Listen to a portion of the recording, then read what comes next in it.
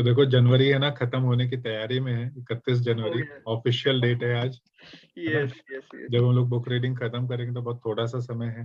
राहुल, एक साल ऑलमोस्ट, एक साल में से एक महीना खत्म हो रहा है, 1/12 खत्म हो रहा है। मुझे यस लगता है कि काफी लोगों ने इस टाइम पे बहुत कुछ अचीव किया होगा, और नहीं किया है तो अभी भी 2022 के 11 महीने हैं, है ना। हर एक महीने में 15-15 दिन में भी हमने कुछ अच्छे छक्के लगाए, तो 22 छक्के तो अभी भी लगा सकते हैं। राइट। तो चलिए पढ़ाई शुरू करते हैं, और जैसा हमने प्रथा डाली हुई है, अजय जी से शुरू कराते हैं। Thank you sir, thank you. Welcome.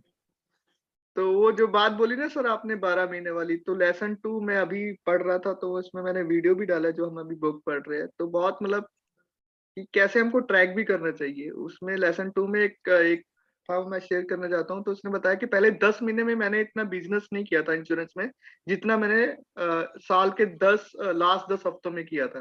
क्योंकि वो ट्रैक रखने लग गए थे, देखने लग गए थे कि मैं क्या कर रहा हूँ, कैसे कर रहा हूँ और कैसे कर सकता हूँ। तो शुरू करते हैं। जनवरी 31st, courage not the absence of fear but the willingness to walk through your fear in pursuit of goal that is important to you. You are among the living dead when you live in a safe harbor and cling to the known. You come back into life and your heart starts to beat again. When you venture into the unknown and explore the foreign places of your life, the adventure and thrill of living returns. Remember, on the other side of your fear, you will discover your fortune. तो कल भी इसी बारे में था कि मतलब कि courage not being absence of the fear, but मतलब आपको विलिंगनेस होना चाहिए कि काम करने के लिए। आपका जो भी डर है, मतलब वो जो आपका गोल है, उस जो भी डर आए, जो भी रुकावट आए उसमें, वो ज्यादा इंपॉर्टेंट है। आपका गोल, आपका डर इतना इंपॉर्टेंट नहीं है। मतलब you are among the living dead when you live in like a safe, मतलब आप एक मतलब जीते जागते मर जाते हो जब आप एक सेफ रहते हो, आप कंफर्ट जोन में अपने आप के डाल देते हो, तो आप एक लिविंग डेड की तरह रहते हो। तो you came back to life, your heart start to beat again when you venture into the, लगा आप कंफर्ट जोन से जाते हो, अननोन पे जाते हो, एक्सप्लोर करते हो नई नई चीजें, तब आप दोबारा अपनी लाइफ में आते हो। Adventure and thrill of living returns, remember on the other side, मतलब उन्होंने यही बताया है कि फियर के जो दूसरा किनारा है ना, वो आपका फॉर्च्यून है। आप तभी अपना फॉर्च्यून डिस्कवर कर पाते हो जब आप अपने डर को साइड में रख के उसके ऊपर जीत पा लेते हो। Thank you sir. बहुत ही अच्छा, बहुत ही अच्छा। तो जबरदस्त तालियां हो सकती है अजय जी के लिए, जिन्होंने बहुत बढ़िया तरीके से समझाया इस टॉपिक को, है ना। कि डर तो देखो सबको लगता है, लेकिन है ना कुछ लोग उस डर के आगे कुछ काम भी कर लेते हैं, और बहुत सारे लोग है ना डर के ही पड़े रहते हैं। और इस वाक्य को एक बताना चाहूंगा, क्योंकि काफी इससे मिलता जुलता वाक्य है, और ये वाक्य है धीरू भाई अंबानी का। आपको पता है कि राजस्थान और शायद गुजरात में काफी जगह ऐसा है जहाँ पे बहुत सारी रेत है ना, रेगिस्तान है। तो ये वाकया ऐसा है कि एक बार है ना वहाँ पे काफी तूफान आ रहा था। जब तूफान आ रहा था तो क्या करते हैं लोग, नॉर्मली रुक जाते हैं, है ना, होता है कि नहीं। तो उनके ड्राइवर ने भी बोला कि सर जी यहाँ पे बहुत है ना तूफान सा आ रहा है, हम लोग रुक जाते हैं। तो उन्होंने बोला नहीं, रुकने की जरूरत नहीं, हम चलते हैं। और वो ड्राइव करता गया, और थोड़ी देर के बाद में 20-25 मिनट के सफर के बाद में है ना नॉर्मल वो हो गया। लेकिन अगर वो वहां रुक जाते तो, है ना, क्या होता था। तो कई बार हम लोग है ना रुक जाते हैं कि अरे ये ऐसा चल रहा है, वैसा हो रहा है। लेकिन अगर हम रुके ना और चलते रहे हमारी स्पीड के साथ में, उसको डर के आगे हम बढ़ते रहे, तो बहुत बढ़िया हो सकता है। और इसी को मैं एक और बुक में पढ़ रहा था जिसमें,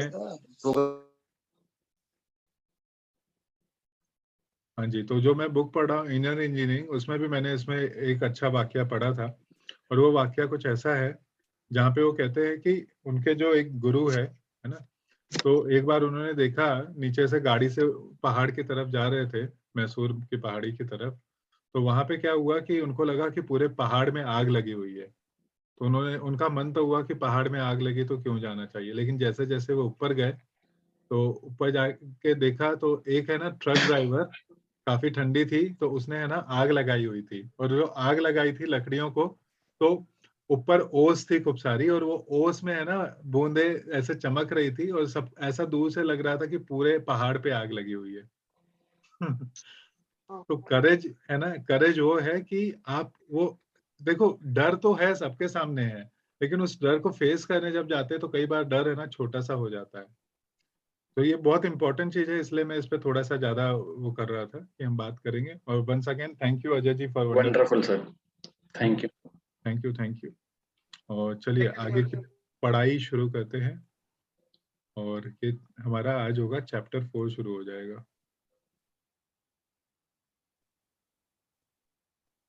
वाईएम से तो हो गया था।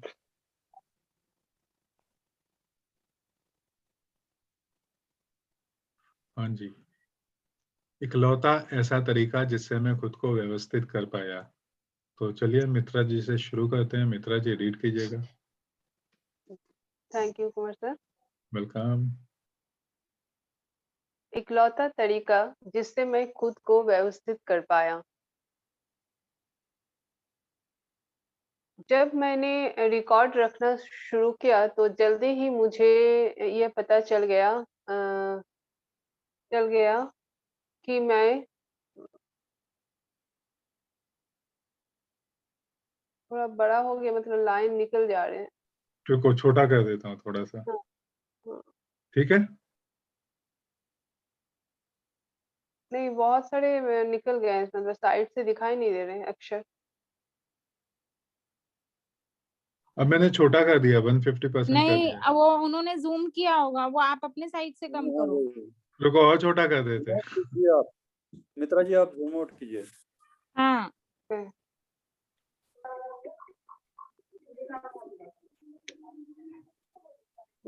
नहीं हो रहा है।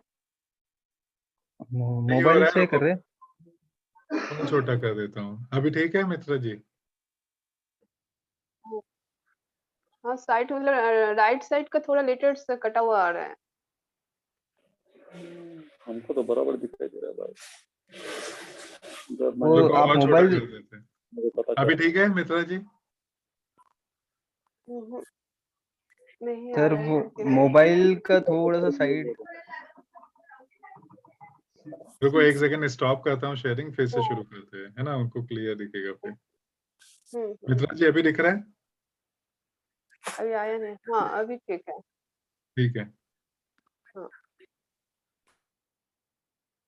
जब मैंने रिकॉर्ड रखना शुरू किया तो जल्दी ही मुझे ये पता चल गया कि मैं दुनिया का सबसे अव्यवस्थित आदमी था। मैंने प्रति सप्ताह 40 कॉल्स की दर से साल भर में 2000 कॉल करने का लक्ष्य रखा था, परंतु मैं इतनी बुरी तरह से पिछड़ गया कि मुझे रिकॉर्ड रखने में भी शर्म आने लगी। मेरे इरादे नेक थे, मैं नए संकल्प करने लगा, परंतु वे अधिक दिनों तक नहीं चले। मैं किसी तरह खुद को व्यवस्थित नहीं कर पा रहा था। आखिरकार मेरे दिमाग में ये बात घुस गई कि मुझे योजना बनाने के लिए अधिक समय निकालना चाहिए। ये सोचना आसान था कि 40 या 50 प्रोस्पेक्टस या संभावित ग्राहकों के कार्ड सामने रख लिए जाएं और मान लिया जाए कि मैं पूरी तरह तैयार था। इसमें ज्यादा समय नहीं लगता, परंतु रिकॉर्ड का पूरी तरह विश्लेषण करना, हर कॉल का सावधानीपूर्वक अध्ययन करना, ये योजना बनाने की मैं हर व्यक्ति से क्या कहूँगा, प्रस्ताव तैयार करना, पत्र लिखना, शेड्यूल बनाना, सोमवार से लेकर शुक्रवार तक के हर दिन के कॉल को उनके सही क्रम में व्यवस्थित करना, इस सब कामों में 4 से 5 घंटे के ठोस और गहन परिश्रम की आवश्यकता थी। इसलिए मैंने शनिवार की सुबह को अलग रख लिया और इसे खुद को व्यवस्थित करने के दिन का नाम दिया। क्या इस योजना से मुझे मदद मिली? सुनिए, हर सोमवार की सुबह जब मैं निकलता था, तो अनिच्छा से कॉल करने के बजाय मैं विश्वास और उत्साह के साथ लोगों से मिलने जाता था। मैं उनसे मिलने के लिए उत्सुक और व्यग्र होता था, क्योंकि मैंने उनके बारे में सोचा था, उनकी स्थितियों का अध्ययन किया था और मेरे पास कुछ विचार थे जो मेरी राय में उनके लिए मूल्यवान हो सकते थे। सप्ताह के अंत में थकान और हताशा अनुभव करने के बजाय मैं दरअसल प्रफुल्लित महसूस करने लगा और मैं रोमांचित होकर ये सोचता था कि अगले सप्ताह मैं इससे भी बेहतर कर सकता हूँ। बहुत अच्छा मित्रा जी, बहुत बढ़िया रीड किया, है ना। और जब अगर हम अपना रिकॉर्ड रखने लगे तो हमें भी पता चल जाएगा कि हम कितने पानी में है ना। और अगर हमें ये पता चल जाए तो फिर सुधार की भी संभावना है, और उसका ही उन्होंने यहाँ पे बहुत अच्छा वो दिया कि किस तरीके से उन्होंने खुद को सुव्यवस्थित किया। और अगर हम देखें तो आज हम जो कर रहे हैं, हम लोग रात बाद में क्या करते हैं, कैलेंडर लिखते हैं और शायद 4 मिनट 5 मिनट या 10 मिनट में हम अपने अगले दिन को प्लान कर लेते हैं। तो अगर पूरे हफ्ते को अगर हम ये करें या पूरे महीने को कुछ लोग करते हैं तो उनकी प्रोडक्टिविटी सोचिए कि कितनी बढ़िया हो जाती होगी, है ना। So thank you Mitra ji for wonderful wonderful thank you, thank you. Reading. और आगे बढ़ते हैं और नेक्स्ट किशोर से सुनते हैं। जी सर, थैंक यू। हाँ जी। कुछ साल बाद मैं इस काबिल हो गया कि अपने खुद को व्यवस्थित करने के दिन को शुक्रवार की सुबह पर ले आऊं और बाकी के सप्ताह को अपने शेड्यूल से हटा दूं। इस तरह मैं सोमवार की सुबह तक अपने बिजनेस को पूरी तरह से भूल सकता था। यह बड़ी हैरानी की बात थी कि जब मैंने योजना बनाने के लिए पर्याप्त समय निकाला तो मैंने कितना अधिक काम कर लिया। और यह तो उससे भी अधिक हैरानी की बात थी कि जब मैंने योजना के बिना काम किया तो मैं कितना कम काम कर पाया। मुझे सप्ताह में 4.5 दिन टाइट शेड्यूल में काम करना पसंद है, बजाय इसके कि मैं पूरे सप्ताह हर समय काम करता रहूं और कुछ भी हासिल न कर सकूं।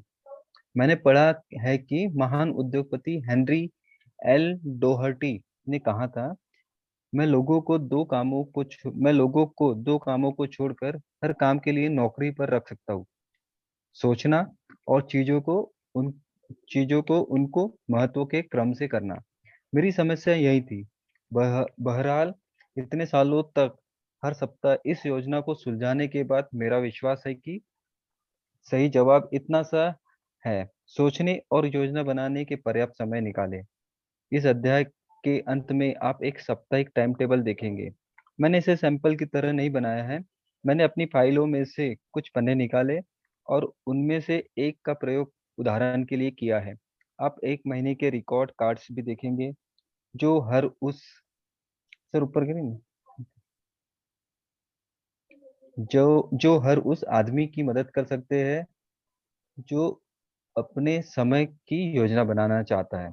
जी हाँ, हाँ, मैं आपको यह कहते हुए सुन सकता हूँ, परंतु यह मेरे लिए नहीं है। मैं इस तरह की चीज नहीं कर सकता। मैं टाइम टेबल के हिसाब से जिंदगी नहीं गुजार सकता। मैं सुखी नहीं रहूंगा। मेरे पास आपके लिए अच्छी खबर है। आप अभी भी टाइम टेबल के हिसाब से जिंदगी गुजार रहे हैं, और अगर आपने इसकी योजना नहीं बनाई है तो शायद यह एक खराब टाइम टेबल है।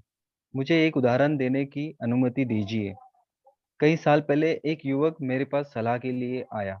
उसने एक बहुत पुराने और प्रतिष्ठित कॉलेज से अच्छे नंबरों से स्नातक की परीक्षा पास की थी और वह सेलिंग लाइन में सफलता के सपने को लेकर गया था। अब 2 साल बाद वह बुरी तरह निराश हो चुका था।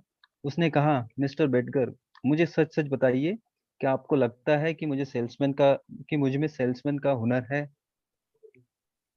बहुत अच्छा किशोर जी, वंडरफुल रीडिंग, वंडरफुल रीडिंग। तो जैसे हमने थोड़ी देर पहले बात किया कि साप्ताहिक और मंथली टाइम टेबल बनाने से भी और कितना बढ़िया हो जाता है, तो वहां पे इसकी हमने बात सुनी। दूसरी इंपॉर्टेंट बात है कि पढ़ने से सेल्समैन नहीं बनते, है ना। उसके कुछ टेक्निक्स होती है, कुछ सीखना पड़ता है। जैसे किशोर ने इसको पढ़ा और किशोर तो सेल्स फील्ड से है ही नहीं, है ना। उन्होंने तो कई साल अकाउंटेंट का काम किया और अभी यस। सेल्स में बहुत बढ़िया कर रहे हैं। तो उसके लिए कुछ बेसिक चीजों को है ना फॉलो करना पड़ता है। उनमें से एक अपने कैलेंडर को तय करना है। इसलिए शायद किशोर ने पहला सेशन टाइम मैनेजमेंट पे ही लिया था।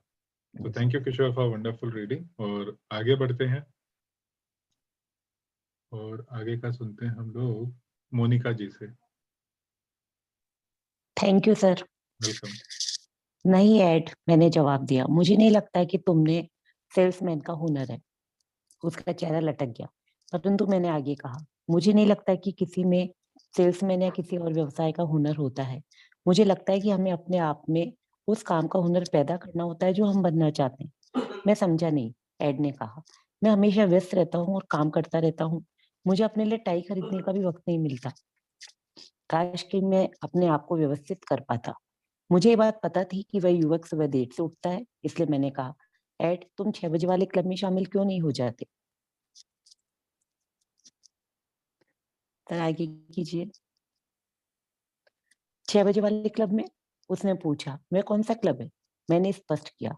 कई साल पहले मैंने पढ़ा था कि ब्रेन फ्रैंकलिन के अनुसार जो लोग जल्दी नहीं उठते उनमें से केवल कुछ ही लोग बुढ़ापे तक जिंदा रह पाते हैं, और उनसे भी बहुत कम लोग कभी सफल हो पाते हैं। इसलिए मैंने अपनी अलार्म घड़ी को सुबह 1.5 घंटे पहले सेट करना शुरू कर दिया।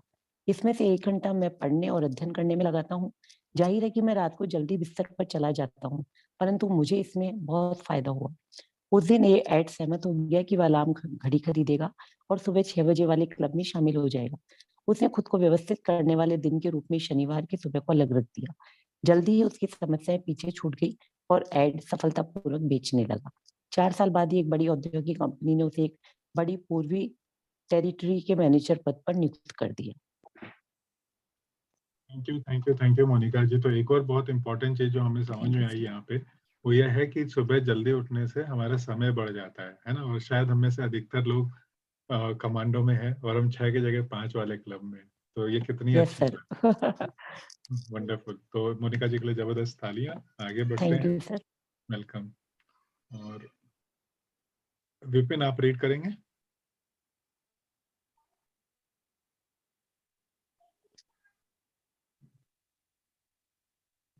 चलो, विपिन जी का आवाज नहीं आ रहा है तो हम लोग प्रशांत जी से सुनते हैं। प्रशांत जी रीड कीजिएगा।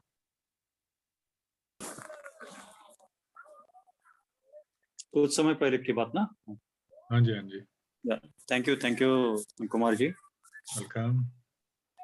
कुछ समय की बात है कि मैं इंटरनेशनल बिजनेस मशीन्स कॉर्पोरेशन के एग्जीक्यूटिव का इंटरव्यू लिया। यह कंपनी अपनी सेल्स ट्रेनिंग की तकनीकों के लिए दुनिया में मशहूर है। मैंने उस एग्जीक्यूटिव के से पूछा कि वह अपने साप्ताहिक वर्कशीट को कितना महत्वपूर्ण मानते हैं। उसका कहना था, मिस्टर बेडगर, हम अपने सेल्समैन को कुछ टूल्स देते हैं जो हमारे हिसाब से उनकी सफलता के लिए अनिवार्य है। हमारा नंबर 1 टूल है साप्ताहिक वर्कशीट, जिसे हमारे सेल्समैन को हर हालत में भरना ही होता है। इससे सेल्समैन उन्हें सभी लोगों के नाम देते हैं जिनसे वे अगले सप्ताह मिलने वाले हैं, और उन्हें उस सप्ताह से पहले ही उनकी एक कॉपी हमें एडवांस में देनी होती है। क्या आप इस नियम को उन सभी 79 देशों में लागू करते हैं जहां आप काम करते हैं? बिल्कुल, उसने जवाब दिया। क्या होगा अगर कोई सेल्समैन ने इस नंबर 1 टूल को प्रयोग करने से मना कर दे दिया? मैंने पूछा। ऐसा हो ही नहीं सकता, परंतु अगर कोई ऐसा करता है तो फिर वह सेल्समैन हमारे लिए काम नहीं कर सकता। उसके ठीक यही शब्द थे। मैंने जितने सफल लोगों से मिला हूं, उनमें से ज्यादातर अपने समय को लेकर पूरी तरह से निर्मम है। एक उदाहरण ले, फिलाडेल्फिया की fidelity mutual life insurance company के एक अफसर लॉरेंस डुलिंग ने मुझे हाल ही के एक अनुभव के बारे में बताया। Prashant ji, wonderful reading. और प्रशांत जी ने बहुत अच्छी चीजें यहाँ पे लेके आए, है ना। और वो क्या है कि अपने समय के लिए ना निर्मम होना। ओके, मतलब अब ये शब्द को यूज किया निर्मम, और ये बहुत ही वो है कि हमें, है ना, अपने ऊपर, जो हमेशा हम बीएसआर सर को सुनते हुए कहते हैं कि अपने पे दया मत करो, निर्मम हो जाओ अपने ऊपर, अपने समय को लेके। तो जो टाइम है उसके लिए बहुत ही स्ट्रिक्टली उसको फॉलो करना चाहिए। तो thank you Prashant ji for wonderful reading. और थैंक आगे यू। बढ़ते हैं। Thank you.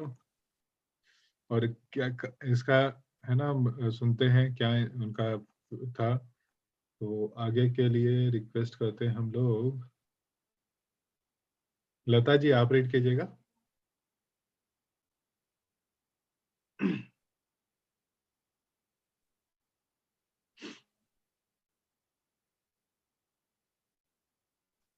सर यहाँ से करना है क्या? हाँ हाँ, लैरी लैरी।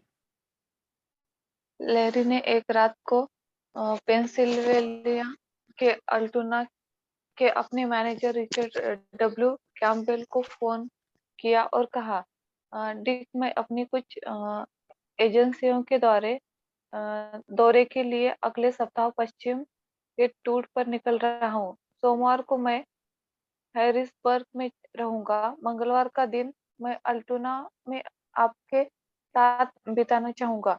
डिक ने जवाब दिया, लेरी, मेरी तुमसे मिलने की बहुत इच्छा है, परंतु मेरे लिए तुमसे अगले शुक्रवार की दोपहर से पहले मिलना संभव नहीं है।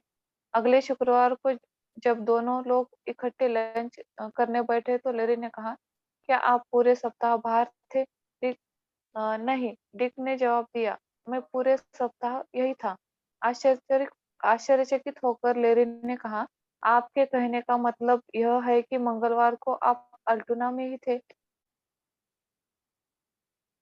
हाँ, डिक ने मुस्कुराते हुए कहा।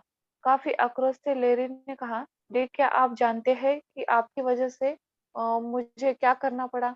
आपकी वजह से मुझे सिनसिनाटी से दोबारा वापस आना पड़ा।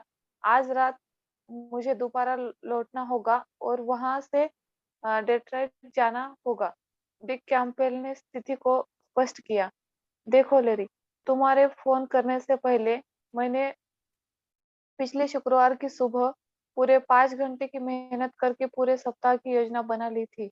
मंगलवार मेरा सबसे अधिक व्यस्त दिन था। उस दिन में मेरे बहुत से अपॉइंटमेंट थे। तुम्हारे साथ मंगलवार गुजारने का मतलब होता अपने पूरे सप्ताह का शेड्यूल बिगाड़ना। बुरा मत मानो लेरी, अगर तुम्हारी जगह कंपनी की प्रेसिडेंसी E.A. रॉबर्ट्स भी होते तो भी मैंने यही किया होता। मुझे इस बिजनेस में जो भी सफलता मिली है वह इसी कारण मिली है कि मैं हर शुक्रवार को मेहनत करके सप्ताह का जो शेड्यूल बनाता हूँ, मैं उसमें किसी भी चीज या किसी भी काम को हस्तक्षेप नहीं करने देता।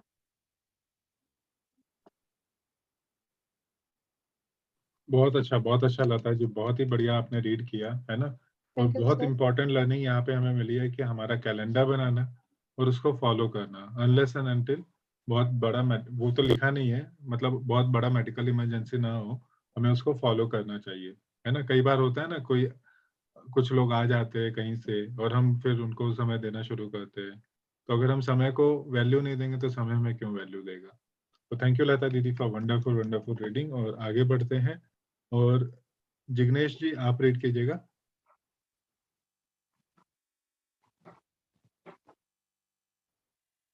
तो जिग्नेश जी रीड करेंगे, उसके पहले ये कैलेंडर को देख लेते हैं। यहाँ पे देखिए इन्होंने लिखा हुआ है कि मंडे को कॉल कितनी करेंगे, और अगर क्लियर, इतना क्लियर तो नहीं दिख रहा है, फिर भी मैं थोड़ा सा बड़ा करके देखते हैं कि कुछ मिल जाए हमें इसमें से। यहाँ पे लिखा है record of call, interview and reviews. Reviews ही लिखा हुआ है ना। तो ये जैसे मंडे को लिखा है इन्होंने 5 कॉल करेंगे, फिर इंटरव्यू 2 लेंगे, या ठीक है। और आगे काफी कुछ लिखा हुआ है। तो ऐसे हमारे पास में भी कुछ है ना, वीकली कैलेंडर होना चाहिए जिसको हम ट्रैक कर सके, और साथ में हमारे पास कुछ मंथली कैलेंडर भी होना चाहिए। तो चलिए जिग्नेश जी आप रीड करेंगे।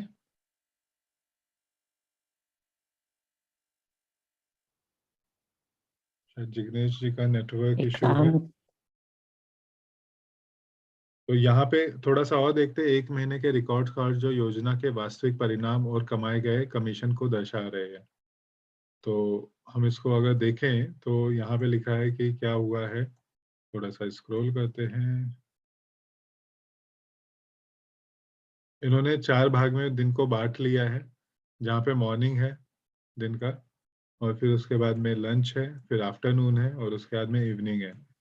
तो वहाँ पे उन्होंने ये लिख दिया है कि किससे वो बात करने वाले हैं वीकली टाइम टेबल में, ठीक है। और आगे क्या है तो इसको रीड करने के लिए हम लोग बुलाते हैं शशि प्रकाश जी को। शशि प्रकाश जी आप रीड करना चाहेंगे। आई थिंक प्रशांत जी कुछ कहना चाह रहे हैं पहले। वो नाम जी। उस टेबल में हाँ, टेबल में नाम क्या है ना प्रशांत जी, शशि प्रकाश जी, 1 मिनट में आपके पास आ रहा हूँ। यहाँ पे जो नाम लिखे हैं वीकली टाइम टेबल में, इन्होंने एक दिन को 4 पार्ट में डिवाइड कर दिया है, मॉर्निंग, लंच और आफ्टरनून और इवनिंग। और यहाँ पे उस टाइम पे वो जिससे भी मिलने जा रहे हैं ना, उनके नाम लिखे हुए हैं। इवन देखिए लंच टाइम को भी ये खाली नहीं छोड़ते हैं, है ना, क्योंकि लंच टाइम केवल खाने की जगह किसी के साथ खाया तो भी बढ़िया है ना, काम भी और ये भी। तो लंच में भी 4 दिन उन्होंने लिखा हुआ है। ओके। और देखो अगर हेयर कट भी करना है तो उन्होंने लिखा है, फ्राइडे का दिख रहा है, हेयर कट 8 AM दिख रहा है ना। और फिर लिखा है प्लानिंग 8:45 to 1, और उसके बाद उनका लंच हो जाएगा। तो फ्राइडे उन्होंने पूरा दिन इसके लिए प्लानिंग के लिए रखा हुआ है। बाकी दिन जिससे भी मिलने जा रहे हैं ना, उनके केवल यहाँ पे नाम दिख रहे हैं। इवनिंग में भी अगर किसी से मिल रहे तो उनके नाम है। तो चलिए शशि प्रकाश जी से सुनते हैं। शशि प्रकाश जी रीड कीजिएगा। जी। हाँ जी। सामान्य साप्ताहिक टाइम टेबल जिसने मुझे सुव्यवस्थित होने में मदद मिली। लेरी डुलिन ने मुझसे कहा, फ्रैंक, जब मैंने ये पहली बार सुना तो मुझे धक्का लगा, परंतु मैं गुस्सा नहीं हो पाया। मुझे जल्दी वह महसूस हो गया कि वही डिक कैम्पबेल की अद्भुत सफलता का असली रहस्य था। लेरी ने बताया कि उस रात को जब वह ट्रेन में बैठा तो उसमें एक नए उत्साह की लौ जग चुकी थी। उस समय से वह पूरे देश के सेल्समैनों को वह यह कहानी सुना रहा है।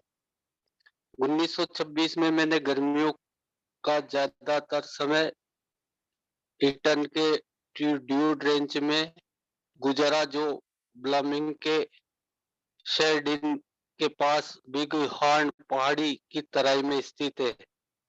वहां पर 50 से अधिक उपन्यास लिखने वाली अमेरिका की सबसे अधिक आमदनी वाली लेखिका मेरी रॉबर्ट्स, ऊपर कीजिए सर, हेलो,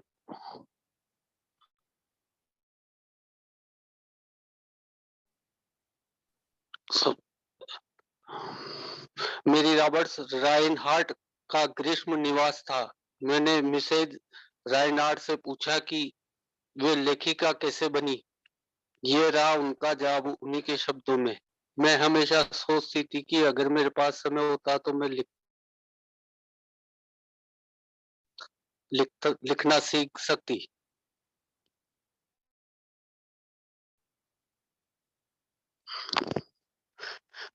थी, परंतु मेरे 3 छोटे बेटे थे और मुझे अपने पति और बच्चों की देखभाल करनी होती थी। इसके अलावा मेरी माँ भी पिछले कई सालों से बीमार थी। फिर एक आर्थिक झटके में हमारा सब कुछ चला गया। हम पर इतना कर्ज हो गया कि मैं पागल हो गई। मैंने सोचा कि लिखकर कुछ पैसे कमाऊं, इसलिए मैंने एक टाइम टेबल बनाया जिसमें आने वाले सप्ताह के हर घंटे का पहले से ही प्लान बना लिया। मैंने दिन में कुछ समय तय कर लिया और शाम को जब बच्चे सो जाते या जब डॉक्टर राइनहार्ट बाहर कॉल पर जाते थे, तब का समय मैंने लेखन के लिए अलग रख दिया। आगे लीजिए सर।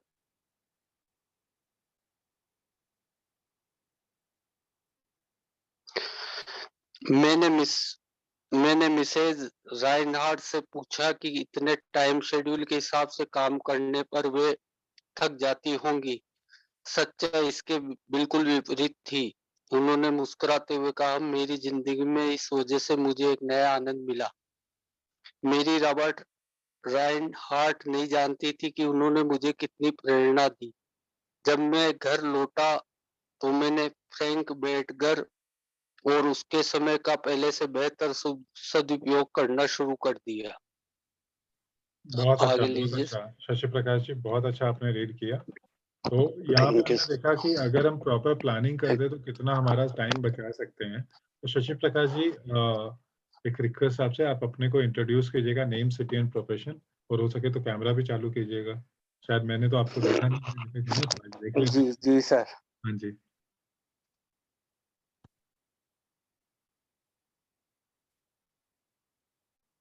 चलो जी, शशि प्रकाश जी को देखते हैं। जी सर। हाँ जी, आगे। तो आप खुद को इंट्रोड्यूस कर दीजिएगा, नेम, सिटी एंड प्रोफेशन। जी, नेम शशि प्रकाश, सिटी बूंदी राजस्थान, और प्रोफेशन है मेरा केबल और इंटरनेट प्रोवाइडर का। Wonderful wonderful. तो शशि प्रकाश जी का स्वागत है, तालियां बजाएं, है ना। मैं काफी दिन से देख रहा हूँ, 3-4 दिन से, लेकिन जब पढ़ने के लिए मौका देखता हूँ तो शायद उनका नेटवर्क डिस्कनेक्ट हो जाता है, तो काफी लेकिन रेगुलर है शशि प्रकाश जी। ये इंटरनेट प्रोवाइडर है। Welcome Shashi ji, welcome to the community. Welcome sir. चलिए, स्वागत है आपका। और आगे बढ़ते हैं, और आगे बढ़ने के पहले मैं देख रहा हूँ एक और नाम दिख रहा है, आति फरलो। तो आति जी, आप भी खुद को पहले इंट्रोड्यूस कर दे, फिर आपको मौका देते हैं पढ़ने का। मैं मुंबई से हूँ और मैं बाय प्रोफेशन सीएस और लॉयर हूँ और मैं यहाँ पे जॉब कर रही हूँ। वंडरफुल। तो आप भी चेहरा दिखा दे तो हमें पता चलेगा हम किससे बात कर रहे हैं। ओके।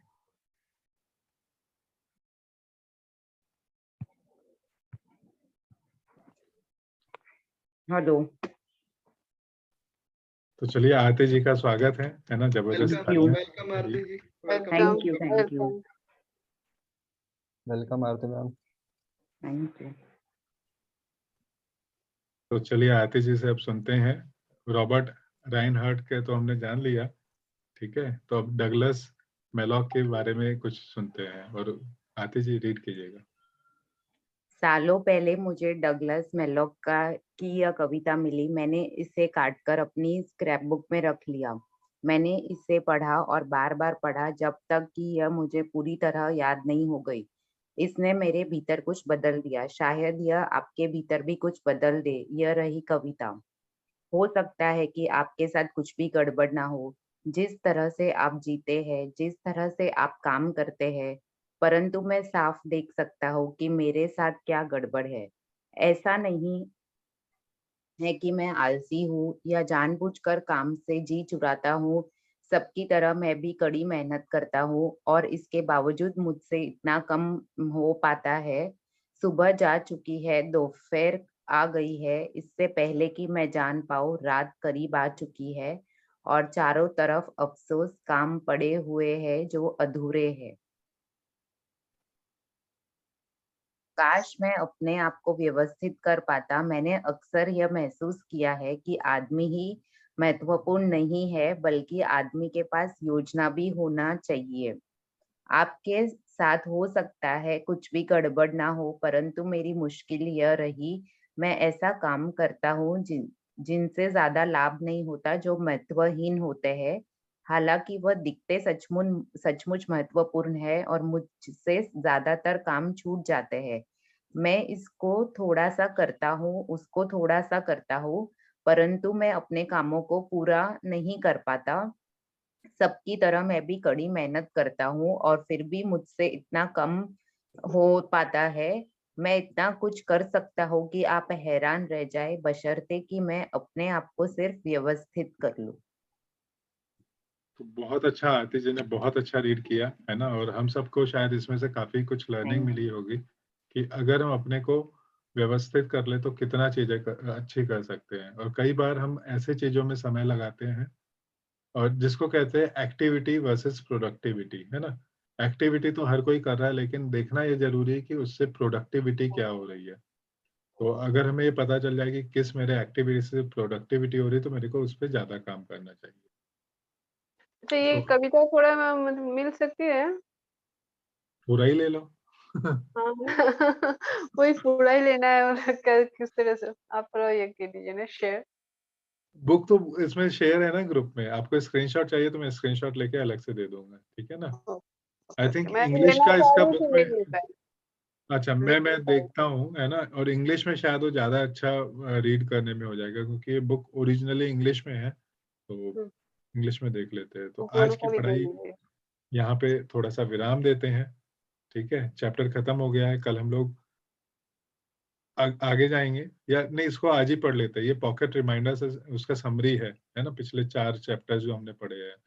तो इसको समराइज करने के लिए हम लोग एक्सपर्ट जी के पास में चलते हैं और सुखदेव जी के पास में चलते हैं। टीचर हैं, बहुत अच्छे हैं, तो वो हमें कुछ पढ़ के बढ़िया बताएंगे। Thank you sir. वेलकम। खंड 1 पॉकेट रिमाइंडर्स। नंबर 1, उत्साह का अभिनय करने के लिए खुद को विवश कीजिए और आप उत्साहित हो जाएंगे। यह महान और पवित्र संकल्प कर लें कि आप अपने काम और अपने जीवन में उत्साह की मात्रा को दुगना करेंगे। अगर आप इस संकल्प को अपने जीवन में उतार पाएं तो आप शायद अपनी आमदनी और सुख को दुगना कर लेंगे। आप किस तरह शुरुआत कर सकते हैं? इसका एक ही नियम है, उत्साहित बनने के लिए उत्साह का अभिनय करें, उत्साह का प्रदर्शन करें। नंबर 2, वॉल्टर लेमर टॉलबैट के एक वाक्य को याद रखें। सेलिंग का यह बिजनेस कुल मिलाकर एक बात पर निर्भर करता है, सिर्फ एक बात पर, लोगों से मिलना। मुझे साधारणतः सर ऊपर करना थोड़ा।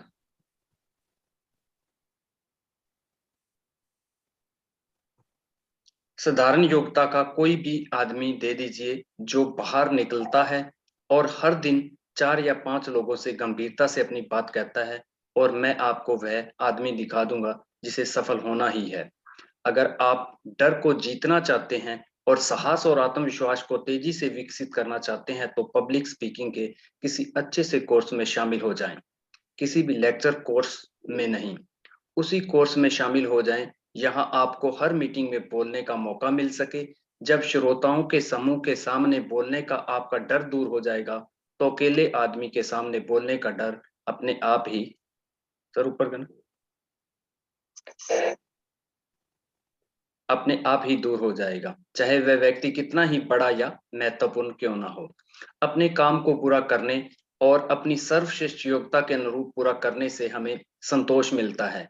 अगर आपको खुद को व्यवस्थित करने में दिक्कत आ रही है, अगर आप सोचने की अपनी योग्यता को बढ़ाना चाहते हैं और कामों को उनके महत्व के क्रम से करना चाहते हैं, तो याद रखें इसका केवल एक ही तरीका है, सोचने के लिए अधिक समय निकालें और कामों को उनके महत्व के क्रम से करें। खुद को व्यवस्थित करने के लिए दिन के रूप में सप्ताह के एक दिन या किसी निश्चित समय की अलग रख दें। पर्याप्त समय न होने की चिंता से मुक्त होने का रहस्य ज्यादा घंटे काम करना नहीं है, बल्कि सही योजना बनाकर उतने घंटे ही काम करना है।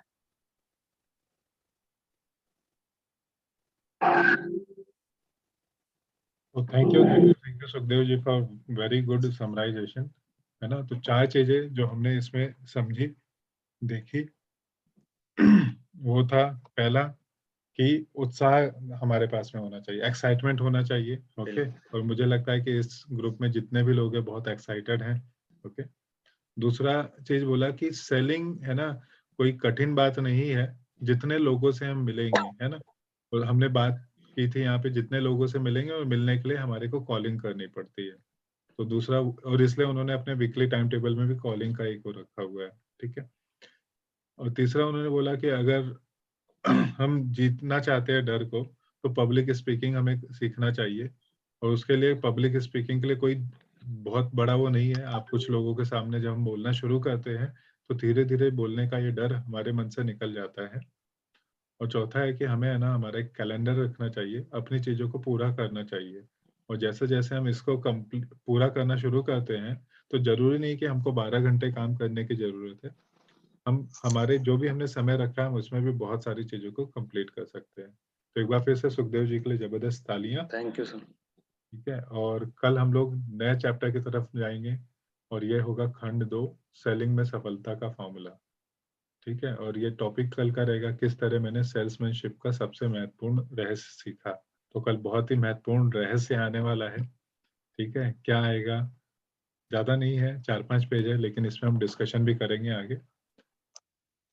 आतिफ फरलो जी, आप, है ना, सुप्रिया जी को कांटेक्ट कर लीजिएगा, उनका नंबर मैं दे देता हूँ, वो आपको हेल्प करेंगे कमांडो के बारे में। ये है सुप्रिया का नंबर।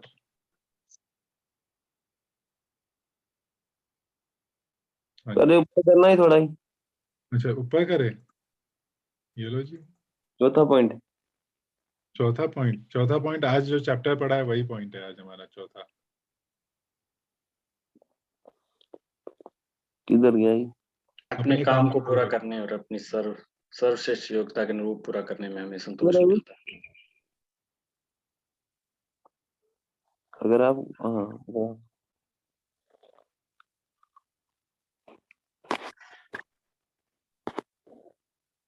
ठीक है। ठीक है जी, चलो हाँ जी। ग्रेट। तो अभी हमारा क्या काम है, अभी समय कितना हो गया, चलो 11 बजे एग्जैक्टली, है ना। तो हम लोग पहला काम ये करेंगे कि हमने जो आज सीखा है उसमें उसको समराइज कर लेते हैं, फिर कैलेंडर को लिखेंगे, और अगर किसी का लर्निंग किसी के साथ कुछ बढ़िया है तो उसको भी डिस्कस कर लेते हैं। कौन शेयर करना चाहेगा अपनी लर्निंग को पहले?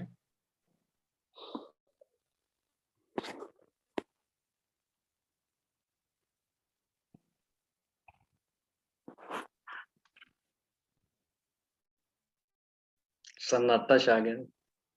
सन्नाटा छा गया? इतना सन्नाटा क्यों है?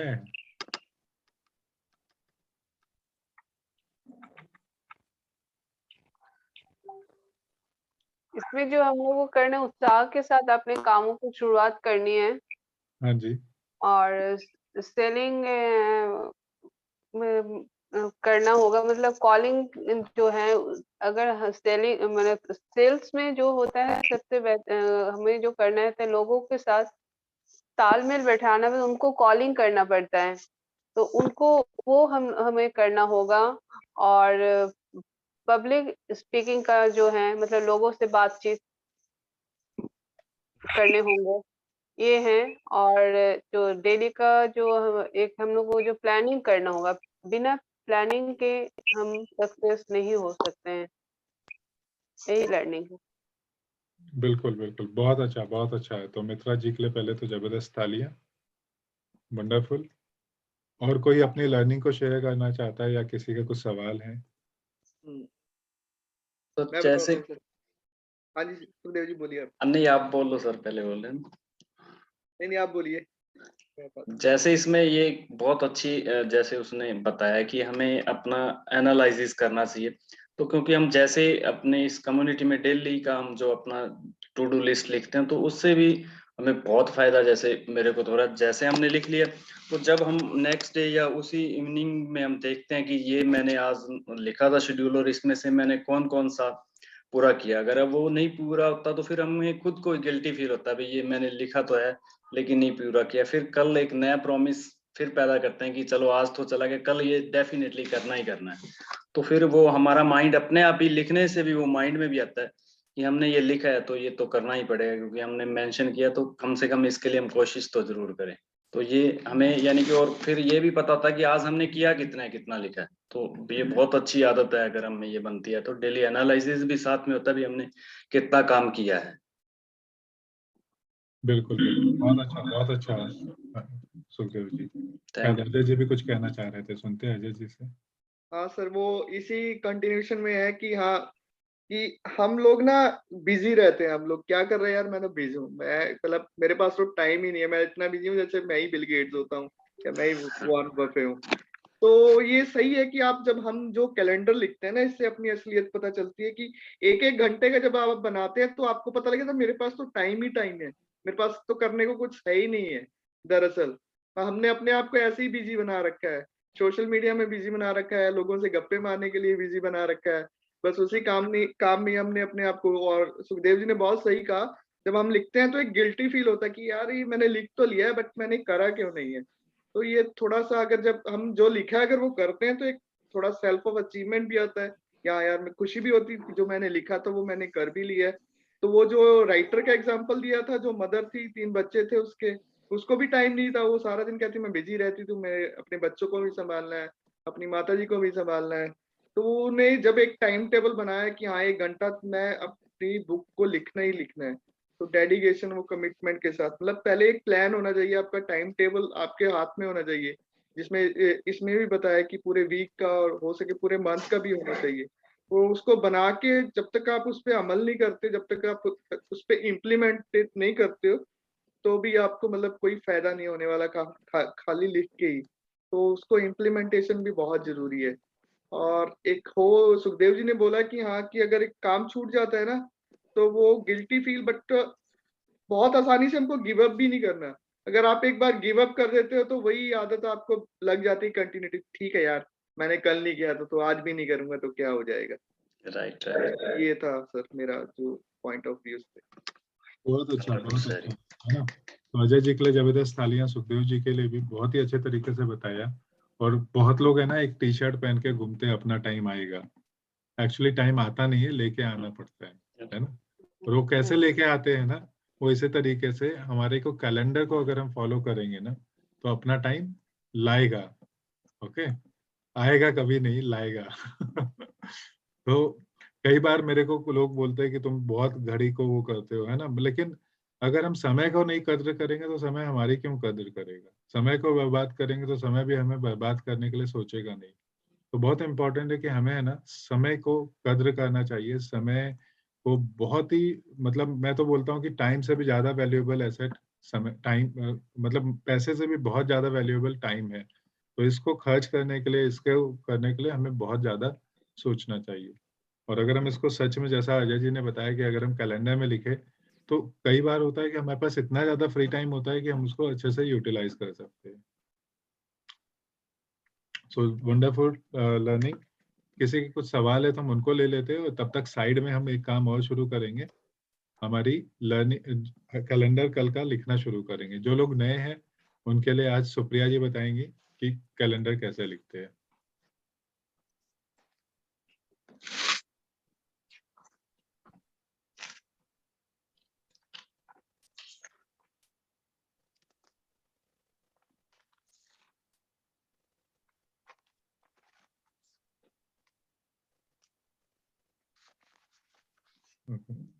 आई थिंक सुप्रिया है ना बच्चों के साथ में है, तो थोड़ा नहीं कर पा रही। मैं ही थोड़ा सा इस पे बता देता हूँ। तो कैसे हम कैलेंडर को लिखते हैं ना, उस पर थोड़ा सा बात कर देता हूँ मैं। और यहाँ पे व्यू को थोड़ा देर के लिए चेंज करते हैं और आते हैं स्पीकर व्यू पे। हाँ जी, आ गए स्पीकर व्यू पे, और खुद को कर देते हैं हम यहाँ पे स्पॉटलाइट पे।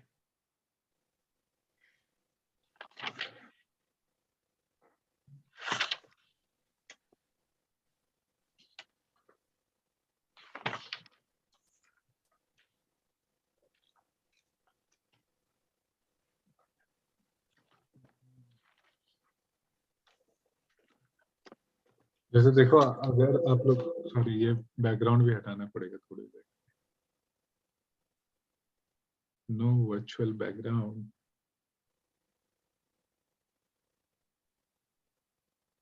हाँ जी, अभी दिख रहा है आप लोग को। तो यहाँ पे क्या लिखा है, डेट लिखा है, डे लिखा हुआ है, यहाँ पे टाइम लिखा है 5, 6, 7, 8, 9, 10, 11, 12। मतलब ये एक एक घंटे का मैंने बनाया हुआ है। और यहाँ पे जो भी मेरी एक्टिविटीज है मैंने उनको यहाँ पे लिख दिया है। जैसे यहाँ पे 10:30 बजे कुछ सेशन है, कई बार है ना 2 सेशन या 3 सेशन एक साथ आ जाते हैं, लेकिन मैं उनको एक साथ लिख देता हूँ। क्योंकि अगर मान लो कि वो एक सेशन कैंसिल हो गया या मेरा कुछ वो मीटिंग कैंसिल हो गया, तो मैं दूसरे इस पे जा सकता हूँ, है ना। कई बार हम लोग क्या करते हैं कि एक ही चीज के लिए स्लॉट रखते हैं, और वो चीज नहीं हुई तो हमारा टाइम तो उधर पे ऐसे ही चला गया। तो हमने यहाँ पे मल्टीपल चीजें, जो भी मेरी एक्टिविटी है, मेरी प्रायोरिटी ये तय करती है कि मैं कौन से सेशन को या किस मीटिंग को अटेंड करूंगा। कई बार मल्टीपल मीटिंग्स हो जाती है, तो मेरी प्रायोरिटी वहाँ पे काम मेरे को वो करती है कि क्या करना चाहिए। तो इसी तरीके से हमें हमारा कैलेंडर को लिखना है, ठीक है? और ये कैलेंडर सबको लिखना चाहिए, और लिखते हैं हम लोग, ठीक है जी।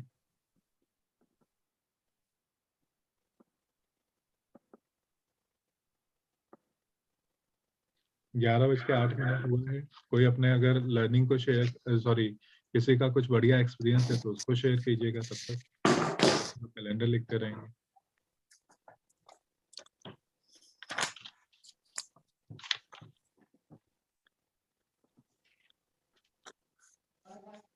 कल 1 फरवरी है, जनवरी खत्म हो गया भाई लोगों, भाइयों और बहनों।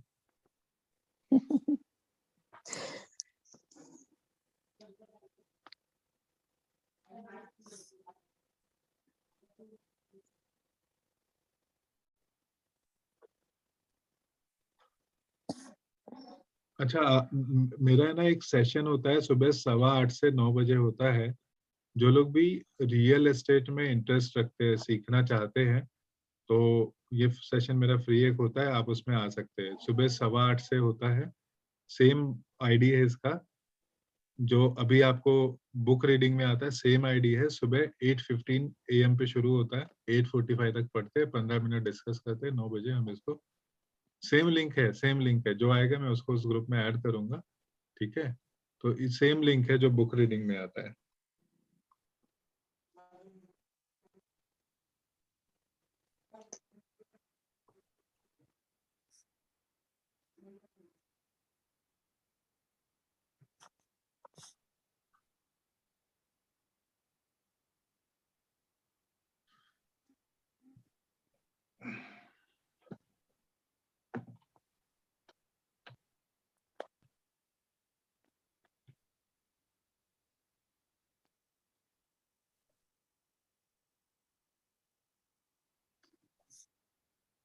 अच्छा, ये लोग पोएम जो था ना, हिंदी में भी मिल गया, इंग्लिश में भी मिल गया है मेरे को, तो मैं शेयर कर देता हूँ स्क्रीन।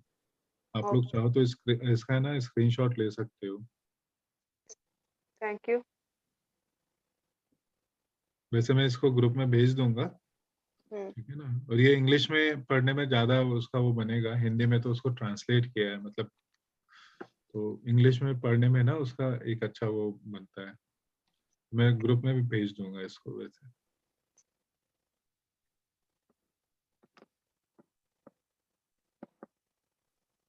कहाँ थे हम लोग? कैलेंडर लिख रहे थे। इतना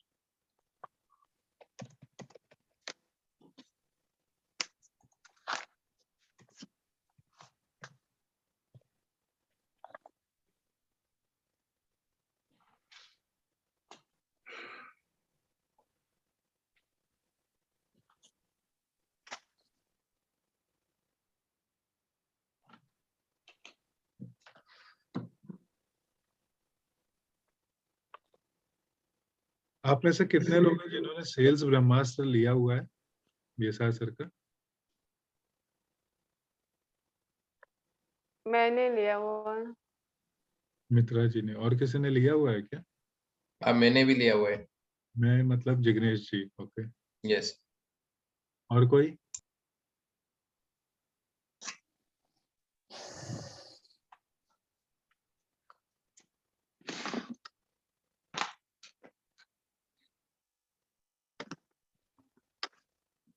क्योंकि अभी हम सेलिंग पे बुक को पढ़ रहे हैं ना, तो हम प्लान कर रहे थे, सुप्रिया और मैं प्लान कर रहे थे कि हम लोग है ना सेल्स ब्रह्मास्त्र जिन्होंने लिया हुआ है उनके साथ मिलके पढ़ सकते हैं।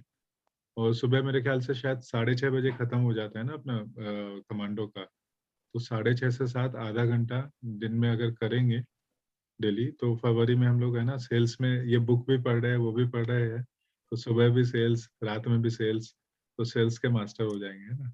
दिन की शुरुआत सेल्स और एंड में भी सेल्स। तो कितने लोग को सर लगता है? उसका सर उसका टाइम दिन में रख ब्रेक थ्रू सकते हैं आवर ना? में रिलेटेड अगर कोई लाइव या प्रैक्टिकल सेशन है ना तो बताना। किसका किसका? ब्रेक थ्रू सर आर्मी आप के जो थ्रू हम जो क्लास काम लेने करते हैं वाले ना। बोल रहे हैं ना? हाँ।